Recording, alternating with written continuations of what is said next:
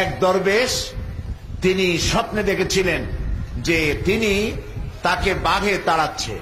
বাঘের তাড়া খাইয়া তিনি গিয়ে উঠলেন এক গাছে। গাছের উপরে ওঠার পর একটি ডাল ধরে ঝুলে পড়েছে। তাকিয়ে দেখে যে বাঘ এসে গাছের গোড়ায় দাঁড়িয়েছে, আর ওই ডালের নিচে বিরাট কুয়া, কুয়ার মধ্যে বড় এক অজগর হা করে আছে। হঠাৎ করে টের পেল যে ডালের গোড়া কিসে যেন কাটতেছে। তাকায় দেখে একটা সাদা ইঁদুর আর একটা কালা ইঁদুর ডালটা কেটে দিচ্ছে। এই স্বপ্ন দেখে তার ঘুম ভেঙে গেল। তিনি ঘুমের থেকে জেগে আল্লাহর এক অলির কাছে গিয়ে জিজ্ঞেস করলেন, হুজুর আমি তো এরকম একটা স্বপ্ন দেখলাম, এই স্বপ্নটা কি? অলিউল্লাহ বললেন, দেখো এই স্বপ্নটা আসলে স্বপ্ন না, এটা বাস্তব, আর এটা তোমার একার না, এটা সারা দুনিয়ার মানুষের। বলে কিরকম?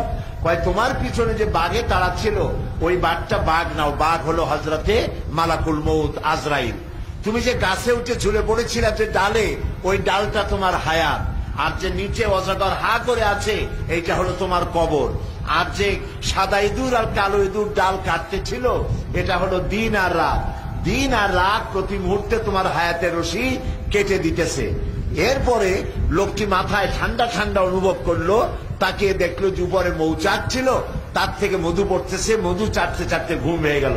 বললো, এই যে তুমি মৌতের ভয় ভুলে গেলা, ডাল কাটা ভয় ভুলে গেলা, বাঘের ভয় ভুলে গেলে, মধু চাটতে চাটতে, এই জিনিসটা কি জানো? বলে না, জানি না। বলে এইটা হলো তোমার স্ত্রী, এটা তোমার সম্পদ, এটা তোমার ক্ষমতা, এটা তোমার মাল, এটা তোমার জমি জমা ইত্যাদির মহব্বতে তুমি যে মরবা এই জিনিসটা তুমি ভুলে গেছো। এই যে স্বপ্নটা সে লোক দেখলো, সেই লোকের স্বপ্ন আমাদের জীবন এক কিনা? বলে একই। আমাদের পেছনে আজরাইল ঘুরতেছে আর আমরা মালের পিছনে দৌড়াচ্ছি। আমরা আমাদের হায়াত প্রতি মুহূর্তে কাটতেছে আর আমরা প্রতি মুহূর্তে এগিয়ে যাচ্ছি মৃত্যুর দিকে, আমরা টের পাচ্ছি না। এই জন্য আল্লাহ রাব্বুল আলামিন বলেন, ওয়াল আসরি ইন্নাল ইনসানা লাফি খুসর। আল্লাহ তাআলা বলেন মানুষের জীবন ক্ষতিগ্রস্ত, মানুষের জীবন বিফল। 4টি কাজ করলে জীবন হবে সফল। সুবহানাল্লাহ বলেন।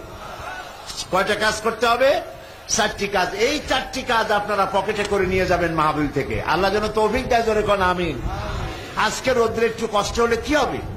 অনেক কিছু হবে, ক্ষতি হবে। একটু ক্ষুধায় কষ্ট করলে ক্ষতি হবে।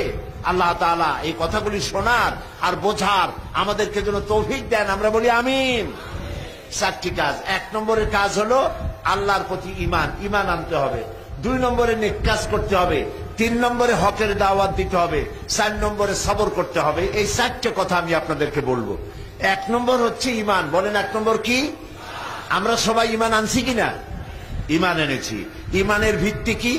লা ইলাহা ইল্লাল্লাহু মুহাম্মাদুর রাসূলুল্লাহ।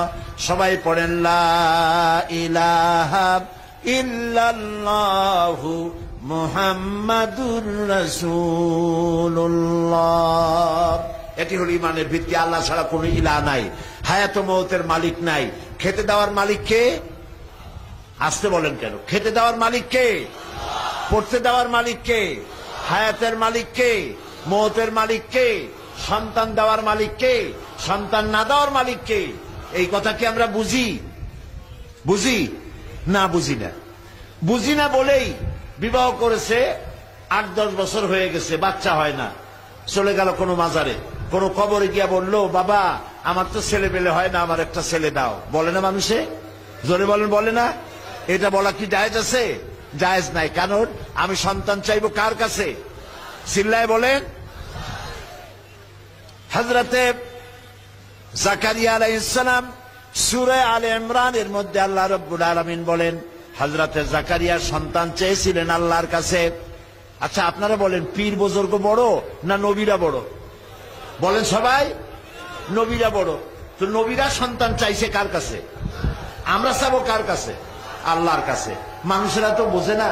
সেই জন্য আমি দেখেছি এই যে বাইজিদ বোস্তামী রহমতুল্লাহ আলাইহির এক কবর আছে চট্টগ্রামে, সেইখানে গিয়ে দেখলাম মানুষেরা, মুসলমানেরা, দাড়িওয়ালা টুপিওয়ালা মুসলমান গিয়া কসমের কদমবুসি করে। ওই যে পুকুর আছে, পুকুরের মধ্যে আছে বড় বড় কসম, কসমগুলোর কদমবুসি করতেছে মুসলমানে। বলেন নাউজুবিল্লাহ।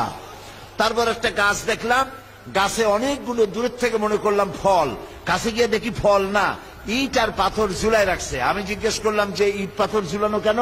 তো লোকেরা বললো এটা করছে মেয়ে লোকেরা, যাদের বাচ্চা হয় না, ইট আর পাথর ঝুলাই রাখছে। বললো তাতে লাভ কি? তো বললো যে তাদের ধারণা ইট পাথর ঝুলাই থুয়ে গেলাম, এটা যেরকম ভার ওই রকম পেটের মধ্যে ভার হইতে হইতে একদিন বাচ্চা হয়ে যাবে। চিন্তা করছেন এই কাজ কি মুসলমানের করা উচিত? বলেন আপনারা করা উচিত? আল্লাহ যে আমাদেরকে, আল্লাহ আজকে যে মুসলমান দুনিয়ায় মার খাচ্ছে, দুনিয়ার মধ্যে সব থেকে বেশি মার খায় কারা? কন্ত দেখি, জোরে বলেন না ভাই। মুসলমান মার খায়। বুশ মারে কাদেরকে? আজকে বুশ কাদেরকে মারতেছে? শ্যারন মারতেছে কাদেরকে? ইহুদিরা মারতেছে কাদেরকে? মুসলমানদেরকে। আমাদেরকে ইহুদিরা মারে, খ্রিস্টানা মারে, মুশরিকে মারে, কাফেরে মারে, সবাই মারে আমরা খাইতেছি। আমরা কি দুনিয়া আসছি মার খাওয়ার জন্য ভাই? কি বলেন, মার খাওয়ার জন্য আসছি? তো আমাদের বিপদ হয় কেন? বিপদ হয় এই জন্য যেহেতু আমরা মালিক চিনি নাই, আল্লাহরে চিনতে পারি নাই। আল্লাহরে শুধু বলি আল্লাহ একজন আছে, কিন্তু তার শক্তি সহকারে তাকে বিশ্বাস আমরা পরিপূর্ণভাবে